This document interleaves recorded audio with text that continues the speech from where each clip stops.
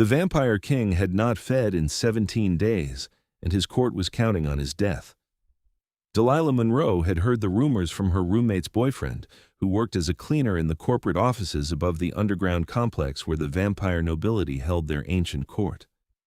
In the modern world, vampires had learned to hide in plain sight, their palaces tucked beneath skyscrapers, their laws enforced in marble halls that human city planners believed were simply elaborate subway extensions. Most humans never knew they existed. Delilah hadn't known either, not until 6 months ago when she'd stumbled through the wrong door during her late-night shift at the archives building downtown. She'd been cataloging historical documents, her fingers dust-covered and her eyes tired, when she'd taken a wrong turn looking for the bathroom. The door had been unlocked, the stairs had been lit, and she'd descended into a world of white marble, flickering torches, and impossibly beautiful creatures with skin like moonlight and eyes that glowed faintly in the dark. They should have killed her. She knew that now. But King Ambrosius Thornfield had been there that night, walking through his halls with several members of his court, and when the guards had seized her, he'd simply looked at her with those ancient silver eyes and said, "Let her go. She means no harm."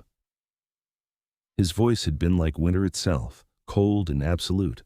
The guards had released her immediately. She'd fled back up the stairs, her heart hammering, certain she'd imagined everything. But the next night, she'd gone back. And the night after that. Slowly, carefully, she'd begun to understand the world beneath her feet. The vampire court operated on old laws, older than any human government. King Ambrosius had ruled for 3 centuries, maintaining an uneasy peace between several vampire houses that constantly vied for power. He was respected, feared, and according to the whispers Delilah had overheard during her careful visits to the public areas of the court, recently betrayed. His cousin, Lady Seraphine Ashworth, had accused him of breaking sacred law by allowing a human to witness their world and live. She'd gathered support from the other noble houses, all of whom saw an opportunity to weaken a king they resented. The punishment they'd decided upon was ancient and brutal: starvation. No member of the court was permitted to offer him blood, and he was forbidden from hunting. He was to be locked in his chambers until he either died or submitted to their authority completely, agreeing to whatever new laws they demanded. Delilah had watched from the shadows as they'd sealed him inside 3 weeks ago. She'd seen the cruel satisfaction on Seraphine's face, the cold calculation in the eyes of the other nobles, and she'd felt something twist inside her chest, something that had been growing ever since that first night when he'd spared her life. She couldn't let him die. The decision was insane, she knew. She was a 23-year-old graduate student with student loans in a studio apartment that smelled like old books. She had no business involving herself in vampire politics. But every time she closed her eyes, she saw his face, remembered the unexpected mercy he'd shown her, the way he'd looked at her not with hunger, but with something almost like curiosity. So on the 17th night, she made her plan. The guards changed shifts at 3 in the morning. She'd been observing their patterns for weeks, notebook in hand, pretending to be researching architectural features whenever anyone questioned her presence. Most of the court had grown used to the strange human girl who haunted their public halls, sketching columns and taking notes. They thought her harmless, perhaps slightly mad. That suited her perfectly. At 2:45, she slipped through the service entrance she'd discovered behind a false panel in the archives building basement. She carried a small bag with her, the contents making her stomach turn with anxiety. Inside was a sterile blade, bandages, and a small container. She'd considered trying to steal blood from a hospital, but that seemed both impossible and potentially dangerous. She had no idea what kinds of diseases might affect vampires, so she would offer her own. It was the only logical solution, even if the thought made her hands shake.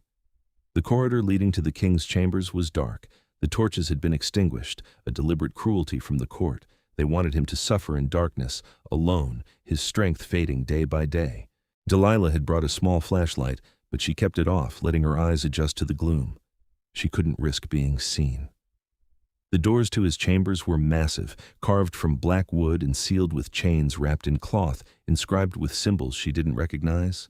Some kind of magical binding, she assumed. But the chains were on the outside, meant to keep him in, not to keep others out. Her fingers trembled as she slowly, carefully began to unwrap them. The metal was cold and the cloth fell away in whispers. She worked for what felt like hours but was probably only minutes, her breath loud in her ears, her heart racing. Any moment a guard could return. Any moment she could be caught. Finally, the last chain fell away. The door wasn't locked, she realized. It didn't need to be. Who would dare enter the chambers of a starving vampire king?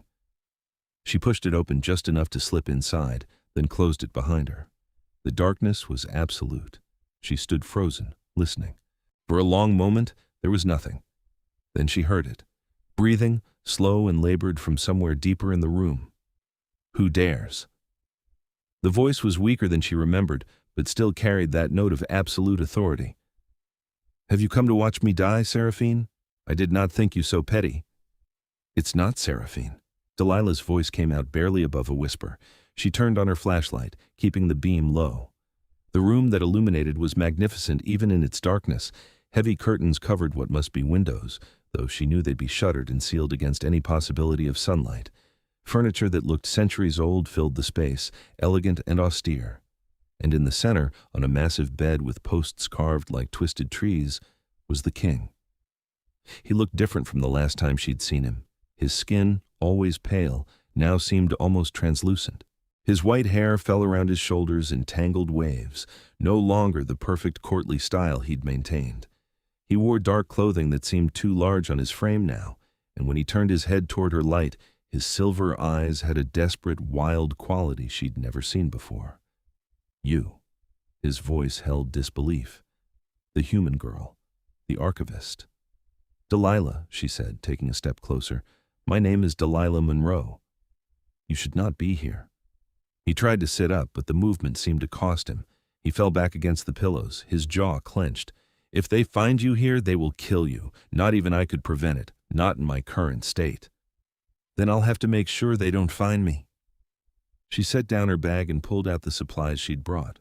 Her hands were steadier now that she was actually here, now that she was committed. I know what they're doing to you. I know about the starvation punishment. Of course you do. You've been haunting these halls like a ghost for months. A bitter smile crossed his face. Did you think I did not notice? I am a king, Delilah Monroe. I am aware of everything that happens in my domain. Then you know I'm trying to help you. He went very still. His eyes tracked to the blade in her hand, the container. Understanding dawned across his features, followed immediately by something that looked almost like horror. No. The word was absolute. I forbid it. You're dying. Then I die. I will not feed from you.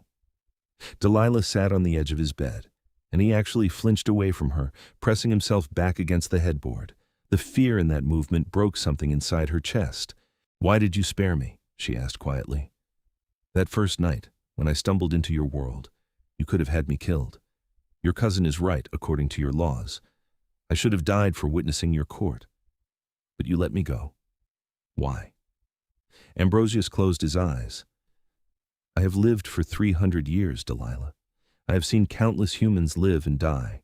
Most of them blur together, meaningless. But occasionally, one stands out.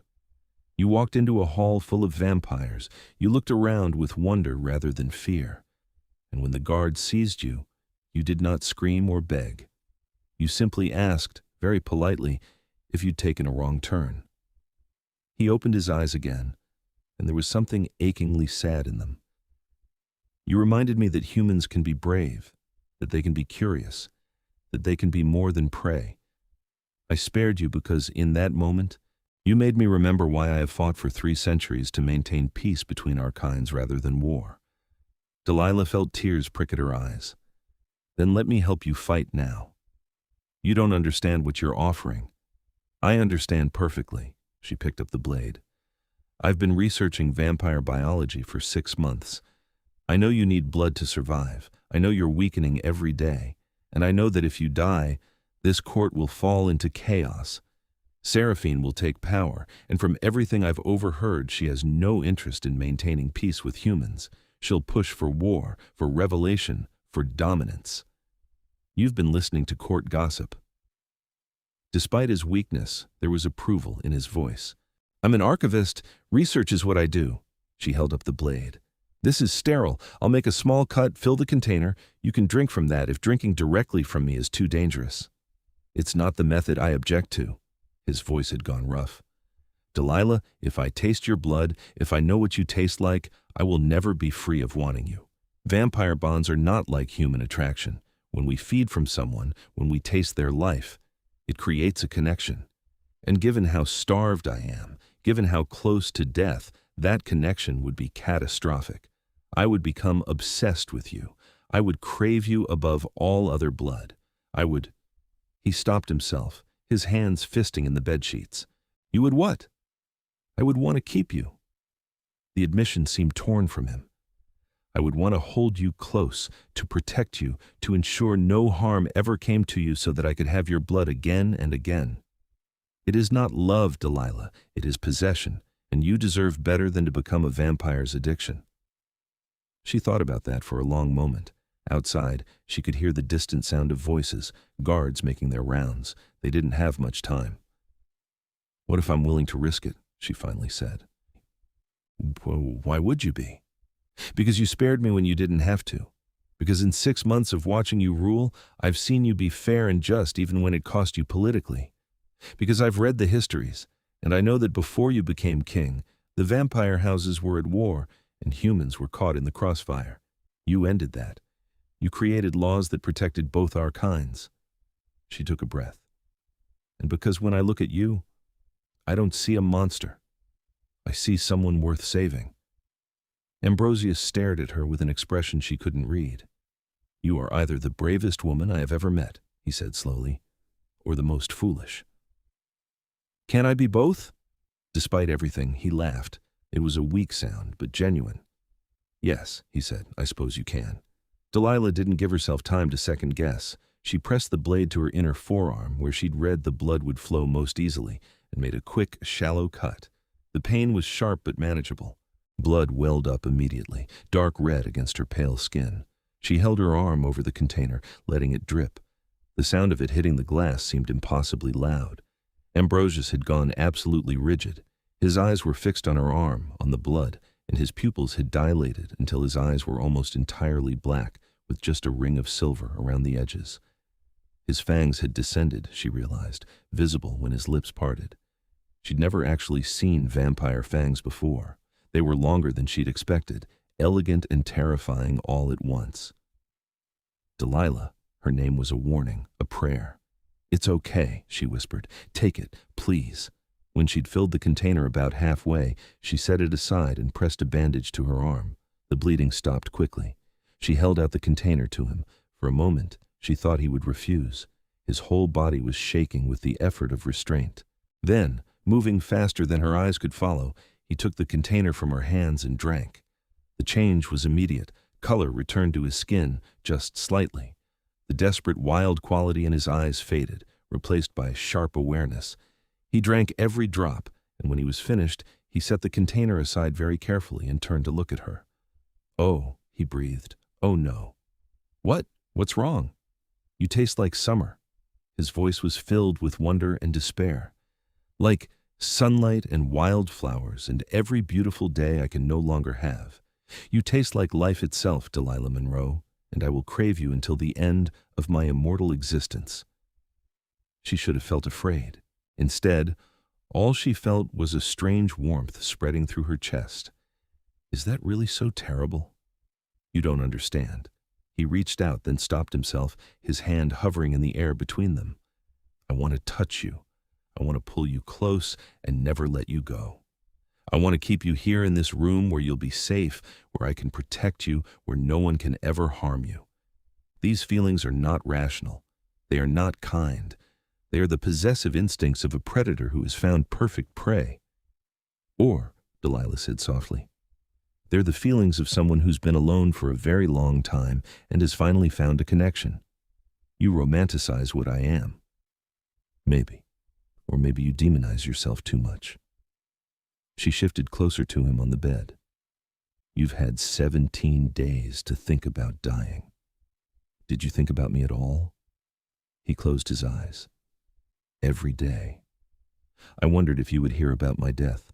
I wondered if you would mourn me, or if you would simply return to your human life and forget you ever stumbled into our world. I wondered if I should have spoken to you more, those times I saw you in the halls. I wondered if your voice sounded as lovely in conversation as it did when you asked the guards about the architecture. He opened his eyes again. Yes, Delilah. I thought of you, and I told myself it was the delusion of a dying mind, that I had no right to think of you, that you were human and precious and free. And I was a monster who had already taken too much from your kind over the centuries. You're not a monster. I have killed. In war, you said. In the conflicts before you became king, you established peace. I have fed from humans who did not offer willingly. Before you created the blood banks and the donor programs, I've read about those too. You set up systems so vampires could feed without hunting. She reached out and took his hand. His skin was cool, but not cold. His fingers were long and elegant, and they trembled slightly at her touch. You've spent 3 centuries trying to be better. Doesn't that count for something? It counts for nothing if I cannot control myself around you. Then learn control. You're 300 years old. Surely you've learned some self-discipline in that time. He actually smiled at that, a real smile that made him look younger despite his ageless features. You are remarkable. I'm really not. I'm just stubborn. She squeezed his hand. The blood I gave you, will it be enough? For now, it's already healing the worst of the damage, but Delilah, I will need to feed again, regularly. And as long as the court has me imprisoned here, I have no access to the blood banks or the donor programs. Then I'll come back. No. He sat up fully now, his strength clearly returning. It's too dangerous. If Seraphine or the guards catch you, they won't. I've been coming here for 6 months without being caught. I know the patterns, the timing, the routes. I can keep doing this. Why? The question was anguished. Why would you risk so much for me? Delilah realized she was still holding his hand. She looked down at their intertwined fingers, his pale and perfect, hers human and fragile. Because, she said quietly, I think I've been falling in love with you for 6 months, and I didn't even realize it until they locked you in here. The silence that followed was profound.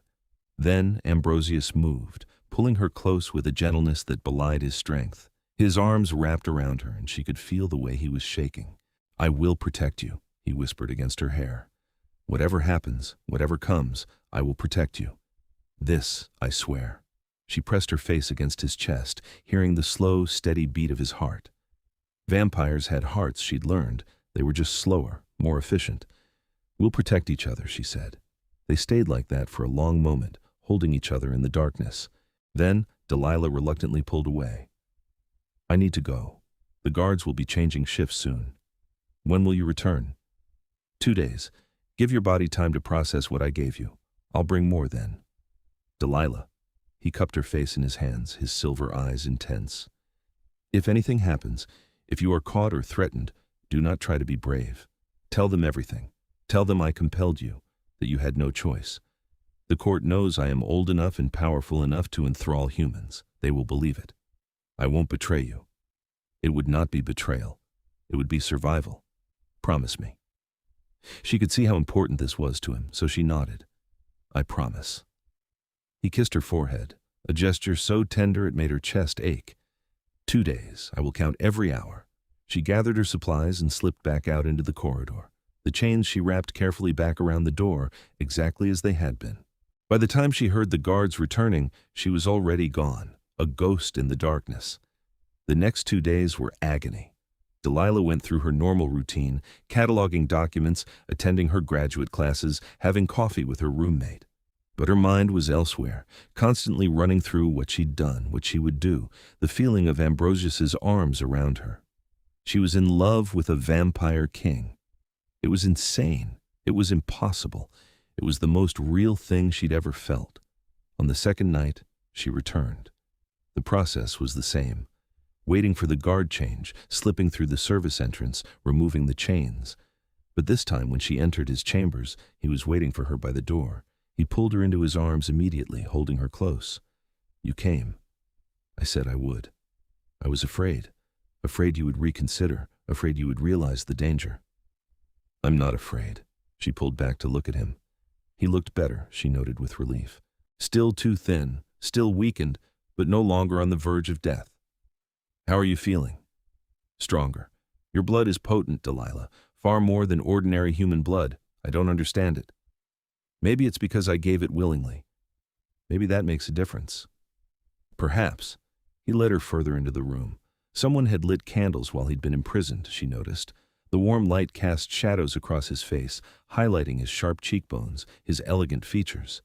He really was beautiful, in an otherworldly way that made her breath catch.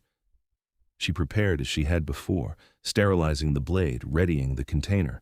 But this time when she raised it to her arm, Ambrosius caught her wrist. "May I?" he asked quietly. She understood what he was asking, not to feed from the container, but directly from her. It was more dangerous, more intimate, more likely to strengthen the bond between them. She should say no. She should maintain some distance, some safety. "Yes," she whispered. He guided her to sit on the edge of the bed, then knelt before her. His hand was gentle as he held her wrist, examining the faint scar from where she'd cut herself 2 days ago. He pressed a kiss to it, and she shivered. "This will hurt for just a moment," he said, "but I promise I will make it as pleasant as possible." Before she could respond, his fangs pierced her wrist. The pain was sharp and immediate, making her gasp. But then something else flooded through her, a warmth that spread from the bite up her arm and through her entire body. It felt like sinking into a hot bath, like the drowsy contentment of a perfect summer afternoon. Her head fell back, and a soft sound escaped her lips. Ambrosius made a low noise against her skin, something between a groan and a purr. She could feel him drinking, could feel the gentle pull of her blood leaving her body. It should have been terrifying. Instead, it was the most intimate thing she'd ever experienced. When he finally pulled away, he immediately pressed his tongue to the wound. She felt it tingle and close, healing far faster than it should have. Vampire venom, she realized dimly. It had healing properties. "Delilah." His voice was rough, his eyes almost black again. "You taste even better than I remembered. You're going to be my undoing." "Good," she managed, still floating in the pleasant haze. "I want to undo you." He laughed, pulling her down into his arms. They lay together on the bed, her head on his chest, his fingers running through her hair. "Tell me about your life," he said, "your human life. I want to know everything." So she did.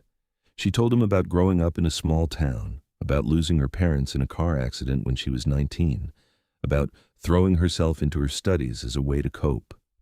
She told him about her love of history, about finding beauty in old things, about the thrill of discovering a document no one had read in centuries. He listened intently, asking questions, his hand never stopping its gentle movement through her hair. And then he told her about his life, about being turned 3 centuries ago by a vampire who'd seen potential in him, about the wars between the houses, about the slow, difficult work of building peace. "I was tired," he admitted. "So tired of fighting, of bloodshed, of watching both vampires and humans die in conflicts that solved nothing. When I took the throne, I swore I would create something better. It has not been easy. There are always those who prefer the old ways, who see humans as nothing more than food, who chafe under laws that restrict their hunting. Like Seraphine. Yes, she believes I have made us weak. She thinks peace with humans is foolish, that we should rule openly, take what we want. She has been gathering support for years, waiting for an opportunity to challenge me. And I gave her that opportunity." Delilah felt sick. "By stumbling into your world." "No." He tilted her face up to look at him. "You gave me a gift, even if you did not know it. You reminded me why I fight, and now you are keeping me alive. When I emerge from this imprisonment, when I am strong enough to face the court again, it will be because of you. If you emerge, Ambrosius. They mean to keep you here until you submit or die. How will you escape? The law states I must remain imprisoned until the court agrees to release me. I cannot break free through force without violating sacred law, which would give Seraphine grounds to declare me an outlaw and rally all the houses against me." He smiled, and there was something sharp in it. "But the law says nothing about what happens if I am strong enough to simply outlast them. They expect me to weaken and die or beg for mercy. If instead I remain healthy and defiant, eventually their resolve will crack. The other houses support Seraphine only because they think I am finished. If I prove otherwise, they will reconsider. So we wait. I keep feeding you, keeping you strong until the court gives up. It could take weeks, months even. Then I'll come for weeks or months." She pressed a kiss to his jaw. "I'm not going anywhere. You're going to destroy me completely, aren't you?" "I hope so." They spent another hour together before she had to leave. He held her the entire time, as though afraid she might disappear if he let go. When she finally slipped away, rewrapping the chains and vanishing into the darkness, she felt his gaze following her. She returned 2 nights later, then 2 nights after that. A pattern established itself. She would come in the dark hours of the morning, would feed him from her wrist while he held her close. They would talk for as long as she dared stay, sharing stories, learning each other. And with each visit, the bond between them grew stronger.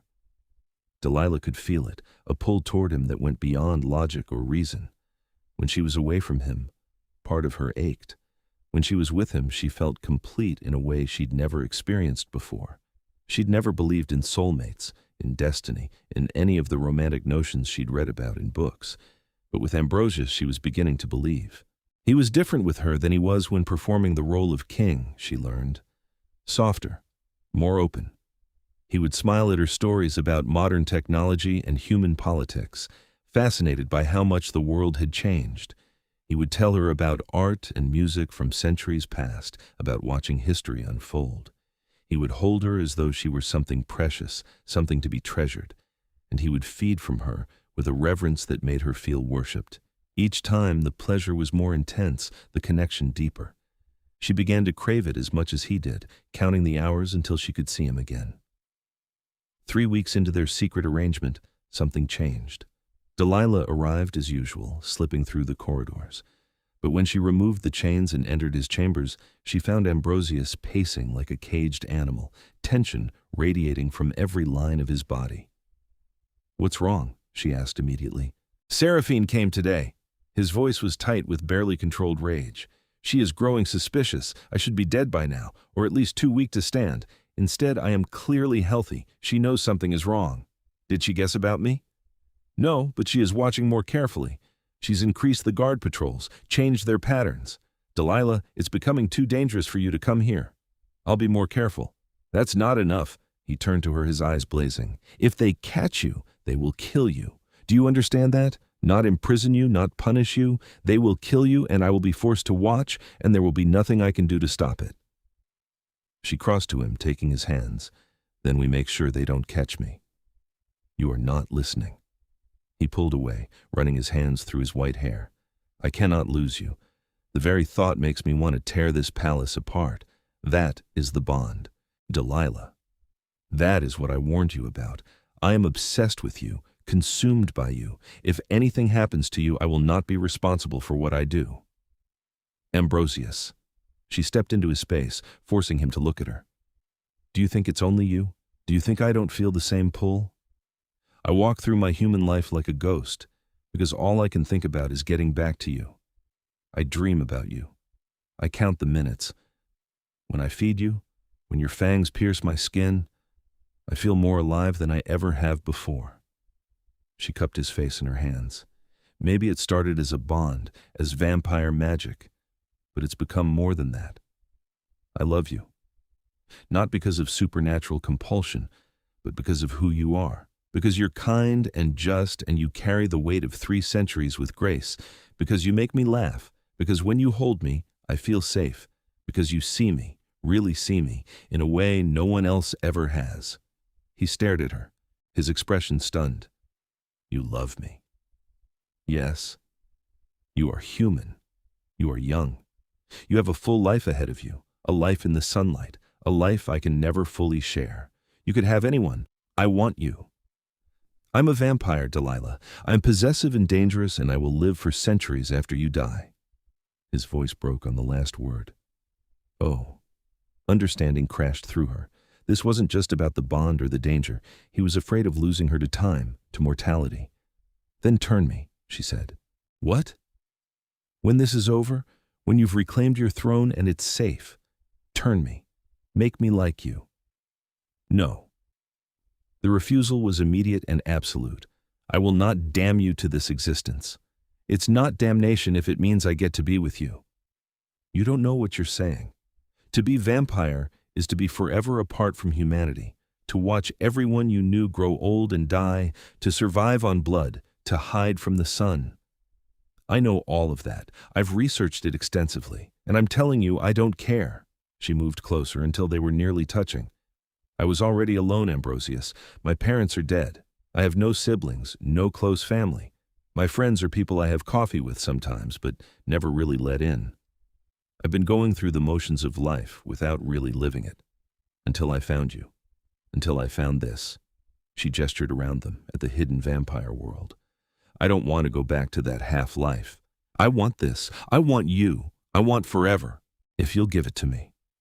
Delilah. Her name was a broken sound. You are asking me to steal your humanity. I'm asking you to give me a future. Our future. He pulled her against him, holding her so tightly she could barely breathe. If I do this, if I turn you, there is no going back. You will be bound to me in ways that go beyond even what we have now. You will be mine, and I will be yours for the rest of existence. Promise? He laughed, the sound wet. She realized with shock that he was crying, bloody tears tracking down his pale cheeks. She'd never seen a vampire cry before. I promise, he whispered. When this is over, when you are safe, I will give you forever. But you must promise me something in return. Anything. Stop coming here. The risk is too great now.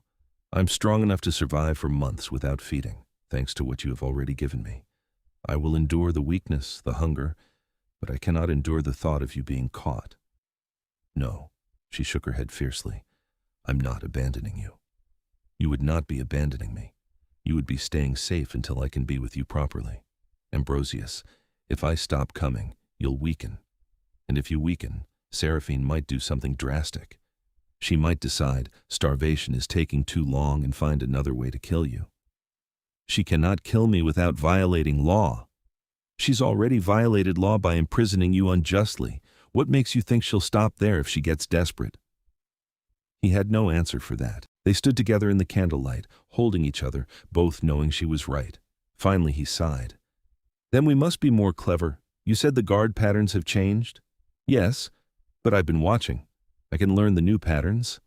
Show me. Tell me everything you have observed. They spent the next hour going over every detail of the court security, every patrol route, every blind spot. Ambrosius had knowledge of the palace that she lacked, secret passages and forgotten routes that even the current guards might not know about. Together, they mapped out safer ways for her to reach him.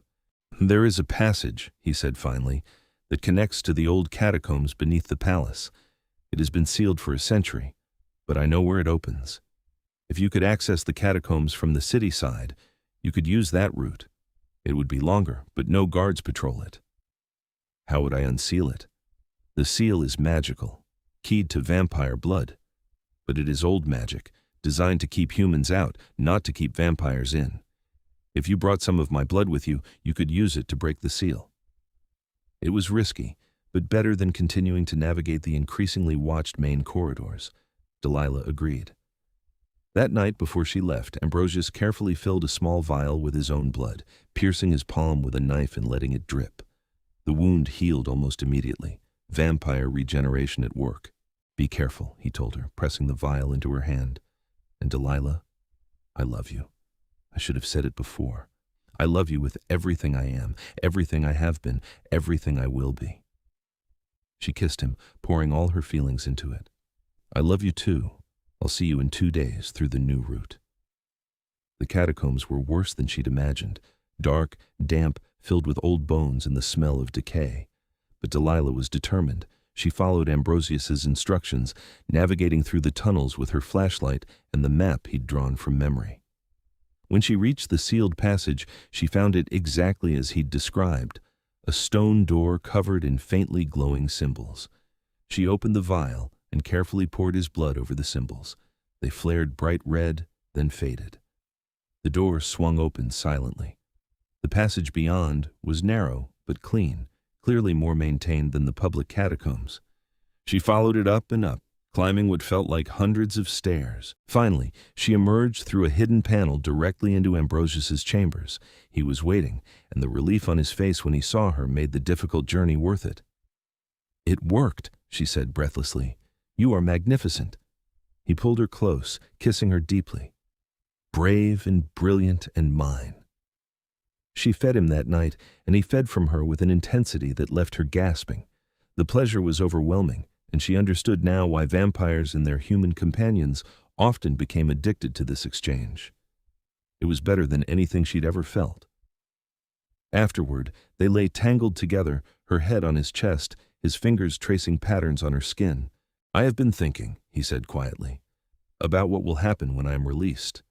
When, not if. I like that. You have given me hope. How could I think otherwise?" He pressed a kiss to her hair.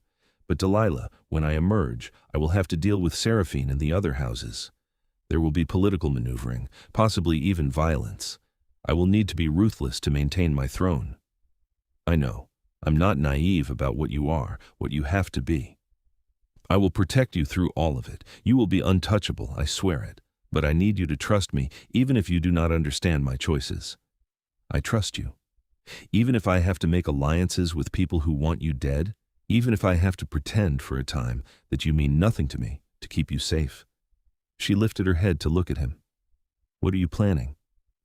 "Nothing concrete yet, but Seraphine is not the only threat. The other houses are watching, waiting to see who will emerge victorious from this conflict. I may need to play a longer game than simply defying her." "Then play it. I'll follow your lead. You say that now, but Ambrosius," she pressed a finger to his lips.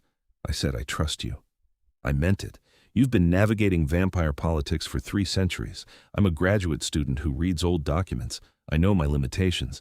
When it comes to court intrigue, I'll defer to your expertise. You are too good for me." "No, I'm just practical," she smiled.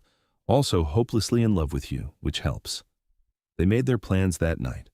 When Ambrosius was finally released, they would have to be careful. Delilah would return to her human life, at least publicly. They couldn't reveal their connection, not until he'd secured his position. It would be torture, being so close but unable to be together openly. But they both understood the necessity. "How long do you think you can hold out?" Delilah asked. "Before the court releases you?" "Weeks, perhaps. They're already showing signs of doubt. I can hear them arguing in the corridors sometimes when they think I cannot hear. The younger nobles are growing restless. They backed Seraphine expecting a quick victory, but I am proving more resilient than anticipated. Because of me. Because of you," he agreed. "You are keeping me alive, keeping me strong. Without you, I would be dead or broken by now." The weeks that followed were intense. Delilah made the journey through the catacombs every 2 days, feeding Ambrosius, spending precious hours with him before returning to her human life. It was exhausting, maintaining the dual existence, but she wouldn't have traded it for anything. And slowly, things began to change in the court above. Ambrosius had been right. The nobles were losing patience with Seraphine's strategy. Delilah heard whispers in the public halls, saw the way vampires began to question whether the punishment had gone on long enough. Starvation was meant to break a vampire's will, but Ambrosius remained defiant, his voice strong when he spoke to the occasional visitors Seraphine allowed him. Then, 5 weeks into his imprisonment, something unexpected happened. Lord Kieran Ravenswood, one of the most powerful nobles in the court, publicly called for the king's release. "This has gone on long enough," he declared during a court session that Delilah watched from the shadows. "King Ambrosius has proven his strength and his resolve. To continue this punishment serves no purpose except to weaken our leadership at a time when we can afford no weakness." "He violated sacred law," Seraphine hissed. "He allowed a human to witness our world and live.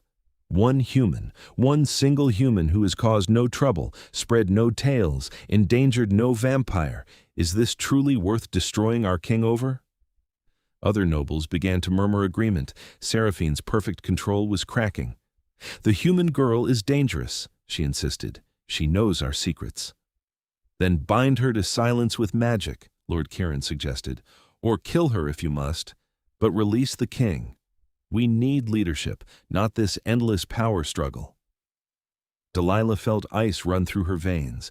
They were talking about killing her so casually, as though she were nothing. She slipped away before she could hear more, her hands shaking. When she told Ambrosius that night, his eyes went black with rage. "They will not touch you," he snarled. "I will see every one of them dead before I allow that." "Ambrosius, calm down! Kieran defended you. He wants you released." "At the cost of your life? That is no defense. But it shows the court is turning. Seraphine is losing support." He forced himself to calm, though his hands were still fisted at his sides. "You're right. And Kieran is clever. He knows I will refuse any offer that involves harming you, which will make Seraphine look unreasonable when she pushes for it." "You think he's testing her?" "I think he's considering whether to switch his allegiance. Kieran has always been a survivor. He supports whoever he thinks will win. If he's starting to believe that's me, others will follow." It happened faster than either of them expected. 3 days later, a delegation of nobles arrived at Ambrosius's chambers. Delilah knew about it only because Ambrosius told her during her next visit, his voice filled with dark satisfaction. "They offered me a deal. I can be released if I agree to submit to a council of advisors who will oversee my decisions regarding human interaction." "What did you say?" "I refused, of course. I am king. I bow to no council." He smiled, sharp and dangerous. "But the fact that they offered it all means they're desperate. Seraphine is losing control, and she knows it. So what happens now? Now we wait. She will make a mistake. She always does when she feels threatened. And when she does, I will be ready." The mistake came a week later. Delilah was in the archives, cataloging a newly acquired collection of letters, when her roommate burst in, her face pale. "Delilah, you need to leave. Now." "What? Why?" "There are people looking for you. Scary people. They came to our apartment asking questions about where you go at night, what you do." "Vampire agents." It had to be. Seraphine had finally decided to move against her directly. Delilah's hands shook as she pulled out her phone. She had no way to contact Ambrosius directly, no way to warn him. All she could do was run and hope she could reach the catacombs before they found her. She fled the archives through a back exit, her heart pounding. Behind her she heard shouts. They'd seen her. The streets were crowded with evening commuters, which helped. She dodged through the crowds, trying to think. The entrance to the catacombs was blocks away. She'd never make it without being caught, unless she led them somewhere else first. Delilah made a split-second decision and turned toward the main entrance of the vampire court, the public one that she'd first stumbled through months ago. If Seraphine's agents were going to catch her anyway, better it happen where there were witnesses, where it would be harder to make her disappear quietly. She ran down the stairs, through the ornate doors, into the marble halls. Vampires turned to stare as she sprinted past, a human clearly in distress. Behind her she heard her pursuers follow. "Stop her!" someone shouted. "By order of Lady Seraphine, stop that human!"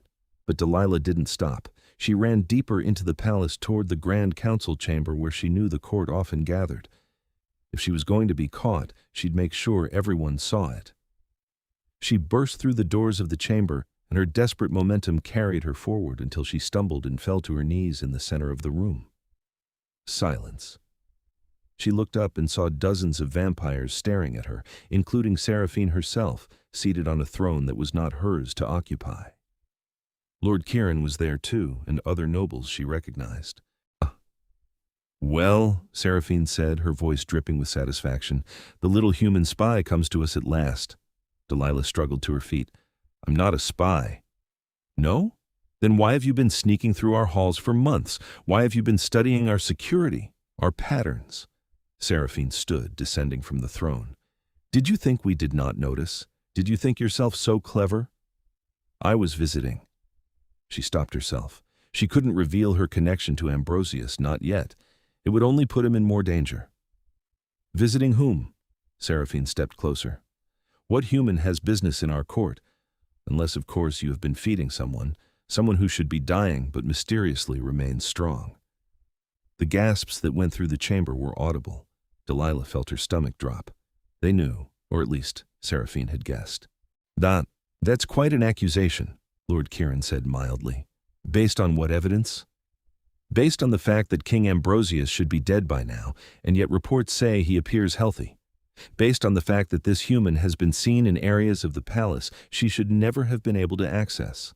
Based on the fact that there are traces of fresh human blood in corridors near the king's chambers. Seraphine's eyes gleamed with triumph. She has been feeding him in secret, violating the court's judgment. "Is this true?" Lord Kieran asked Delilah directly. She lifted her chin, meeting his gaze. "Yes."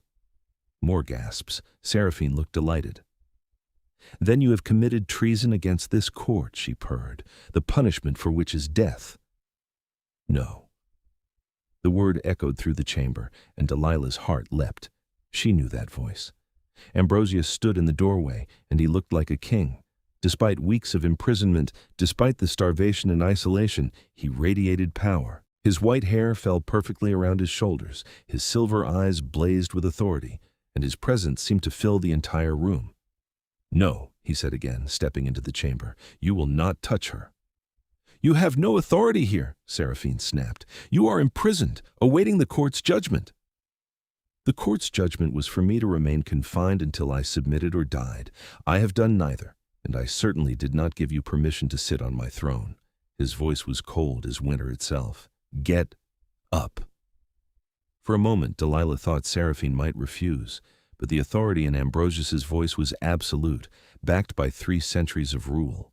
Even Seraphine, with all her ambition, could not quite bring herself to defy it directly. She rose from the throne, but her expression was mutinous. "You violated the terms of your imprisonment by feeding." "I violated nothing. The court forbade its members from offering me blood and forbade me from hunting. It said nothing about accepting blood freely given by a human who is not a member of this court." He moved to stand beside Delilah, and she felt the protective energy radiating from him. Delilah Monroe acted of her own will, out of compassion and mercy. Qualities, I might add, that many in this chamber seem to have forgotten. "She is human," Seraphine spat. "She has no right to interfere in vampire law."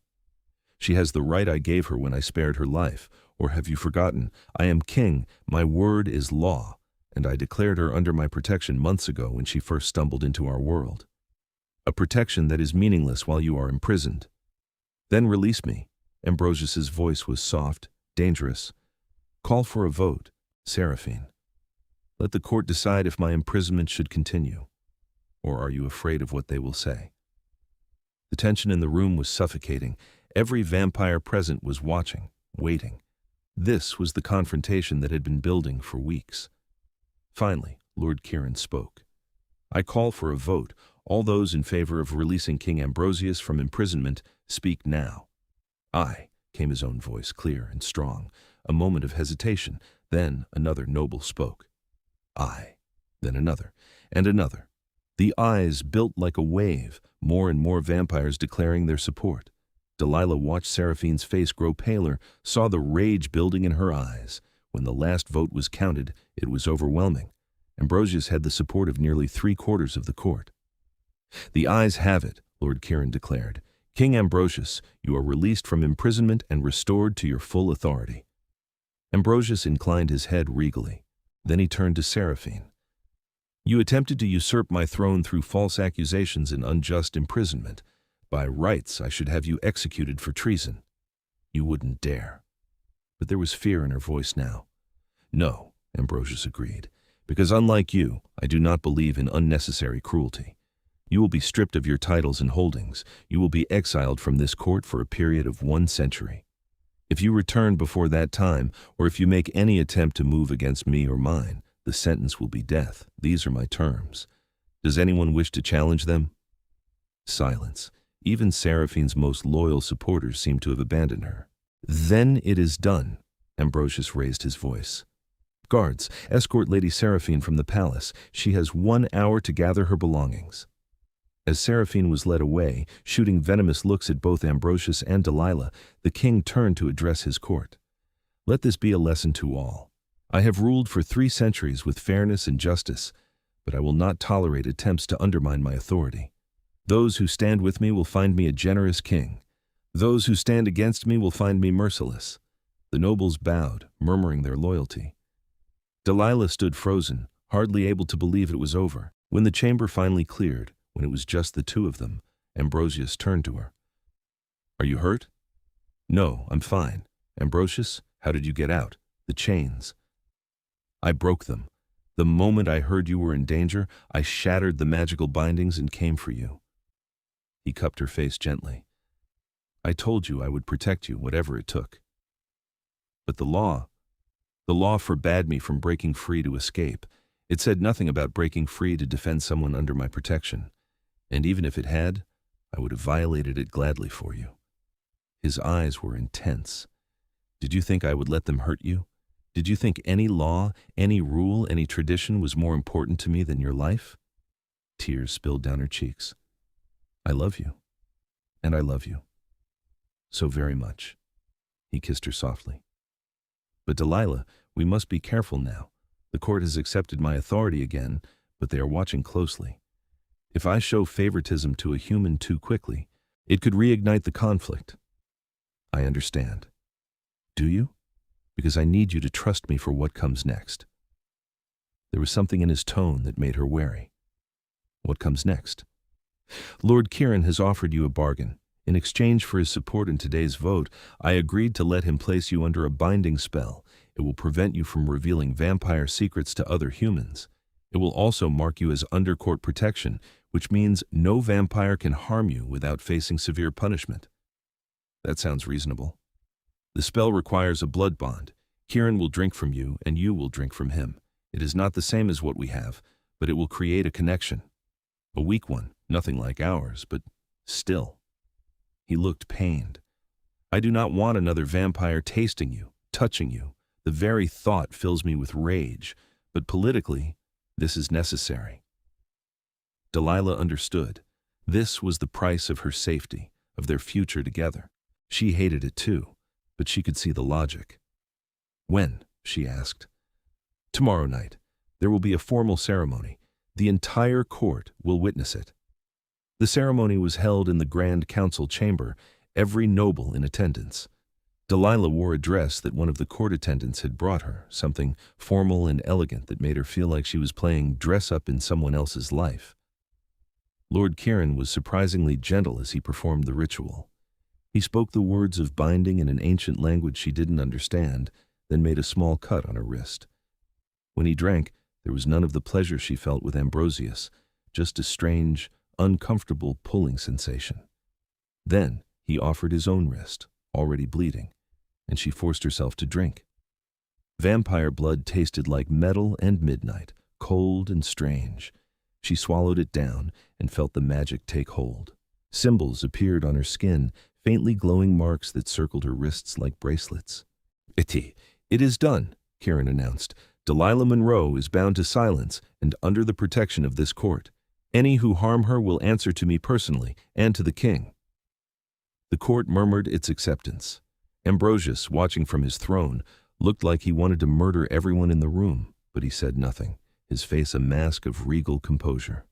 When the ceremony ended, Delilah was escorted to chambers that had been prepared for her in the palace. She would live there now, she'd been told. It was too dangerous for her to return to the human world fully, not when there might be vampires loyal to Seraphine who would seek revenge. The rooms were beautiful, decorated in dark woods and rich fabrics, but they felt empty and cold without Ambrosius. She waited, knowing he would come when he could. The court would expect him to maintain distance for now, to prove that his judgment wasn't compromised by his feelings for her. So she waited, sitting by the window and watching the fake stars that had been painted on the ceiling to look like a night sky. It was nearly dawn when her door opened. Ambrosius slipped inside, and before she could speak, he had her in his arms. "I hated every moment of that," he said against her hair, "watching another vampire drink from you, knowing I could not stop it." "It meant nothing," she assured him. "It was just a spell." "I know, but I'm a possessive creature, and you are mine." "Yours," she agreed. She pulled back to look at him. "What happens now?" "Now I rebuild my court. I root out any remaining traitors. I strengthen my alliances and my laws." He traced the glowing marks on her wrist. "And I court you properly. The court will need time to accept a human in their midst, especially one so close to their king. But I will make them accept it. And when enough time has passed, when my position is secure, I will offer you the choice I promised." The choice to turn. Yes, but Delilah, you must be certain. Once it's done, there is no undoing it. I'm certain. She had never been more certain of anything. I want forever with you. Then you shall have it. But first, we must be patient. The weeks that followed were strange. Delilah lived in the palace, officially as a ward of the court, bound to silence about vampire affairs. She continued her graduate studies remotely, her professors believing she'd taken a leave of absence for health reasons. And she watched Ambrosius rule. He was magnificent at it, she learned, commanding and just, fierce when necessary, but always fair. He met with the noble houses, strengthened alliances, created new laws that further protected both vampires and humans. And slowly, carefully, he began to show his favor for Delilah. It started small. He would speak to her at court gatherings, ask her opinion on matters of history and human culture. He would walk with her in the palace gardens, discussing books and art. The court watched, whispered, but could say nothing. He was the king, and she was under official protection. As months passed, the relationship became more open. Ambrosius would hold her hand in public, would dance with her at court celebrations. The whispers grew louder, but no one dared challenge him directly. He had proven his strength, his right to rule. And it became clear that Delilah was important to him in ways that went beyond political convenience. Lord Kieran, surprisingly, became an ally. He seemed to appreciate Delilah's intelligence and her genuine interest in vampire history.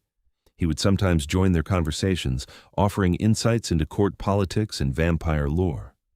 Through him, she learned more about the delicate balance Ambrosius maintained, the constant negotiation required to keep the peace. 6 months after the vote that freed Ambrosius, he made his intentions clear to the entire court.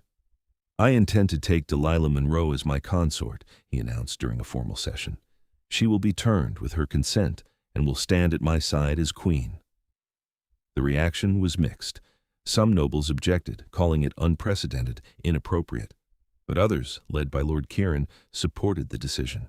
"King Ambrosius has proven his judgment time and again," Kieran said. "If he believes this human worthy of such honor, who are we to question him?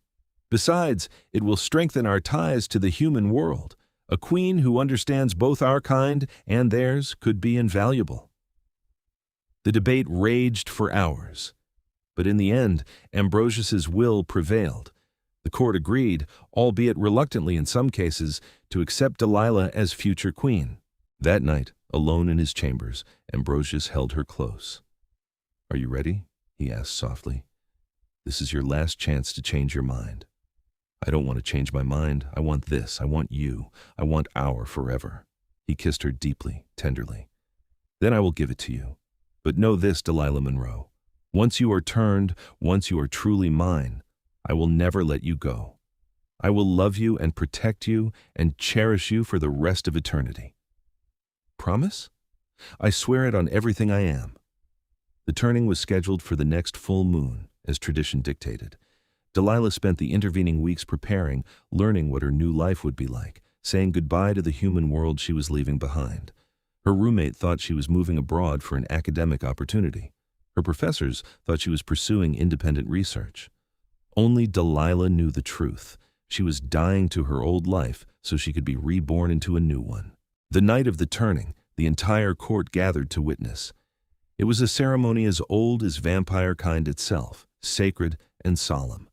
Delilah wore white, as was traditional for humans being turned. Ambrosius wore black, the formal robes of a vampire king performing a transformation. They stood in the center of the grand chamber, surrounded by hundreds of vampires, all watching in silence. "Delilah Monroe," Ambrosius said, his voice carrying through the hall. "You have been offered the dark gift, the transformation into vampire kind. Do you accept this willingly, with full knowledge of what you will become?" "I do," she said clearly. "Do you understand that you will leave behind your human life, your mortality, your place in the sun?" "I understand." "Do you swear to uphold the laws of our kind, to honor our traditions, to serve as queen alongside your king?" "I swear it." He drew her close, his hand cradling the back of her head. "Then I claim you, now and forever."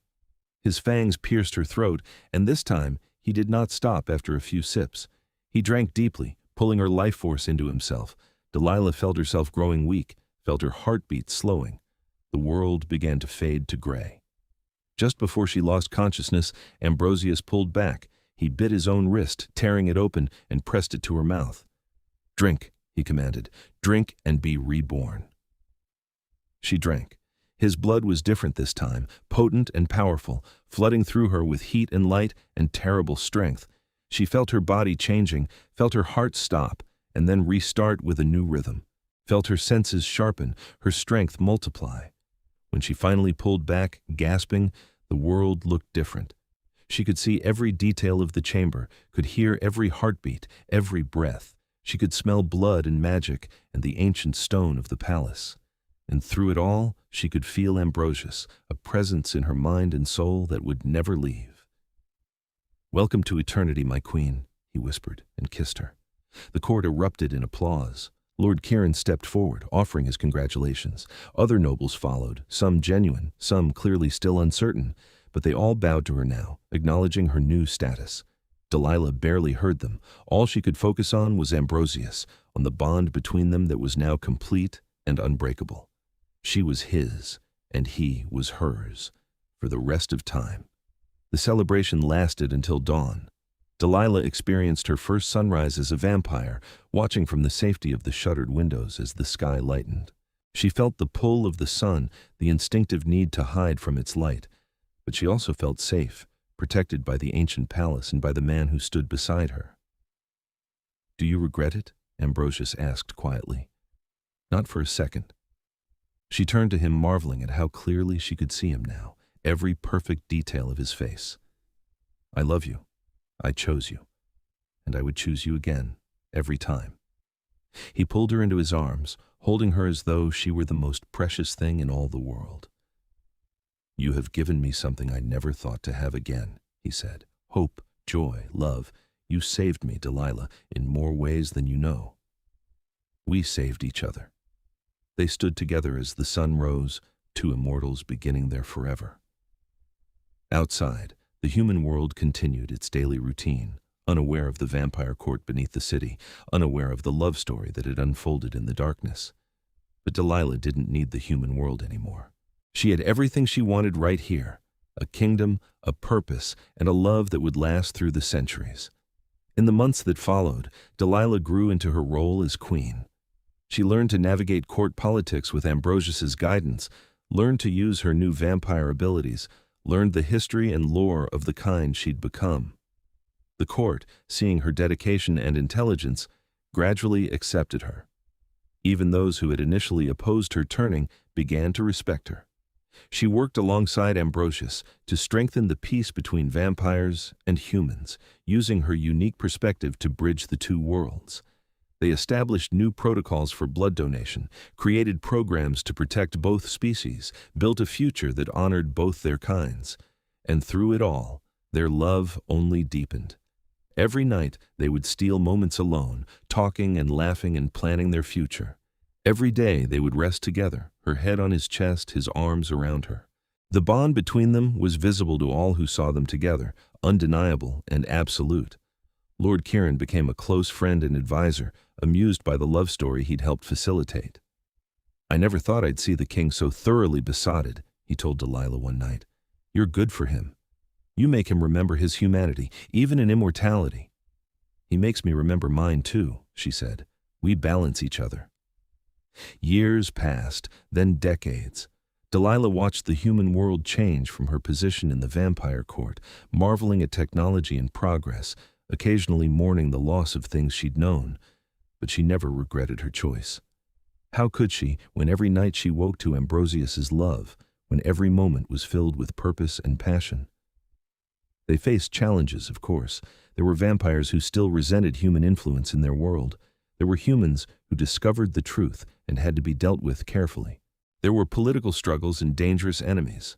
But they faced everything together, king and queen, partners in all things, and they always would, for the rest of eternity.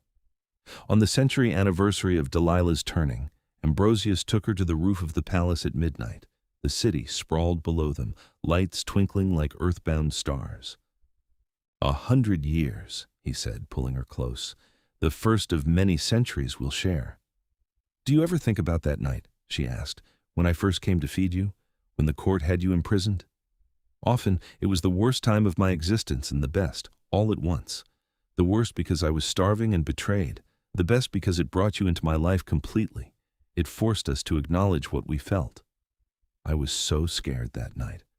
I had no idea what I was doing, no idea if you'd even accept what I offered. How could I not? You were light in my darkness, hope in my despair.